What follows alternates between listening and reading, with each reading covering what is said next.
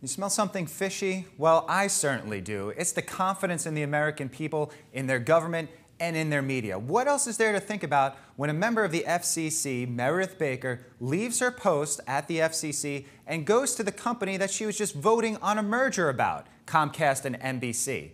So now the American people are left to think, well, what was going on here? Was there some sort of promise made by Comcast and NBC to this individual to vote for this merger, which was not a very popular merger in the eyes of the American people? Well, I don't really know what went on behind closed doors, but it just does not pass the smell test of what a government official should be doing. Now, let's take into consideration, this is not the first time that a government official has gone into the private sector, and Baker won't be able to lobby on behalf of NBC. But it's just another indication of what the American people don't like about some of these backroom dealings. And again, we don't know what was going on, but it just doesn't pass the smell test. Now, it would be interesting to see what Baker's role will be in NBC. She certainly has a very good pedigree with her father being the former Secretary of State.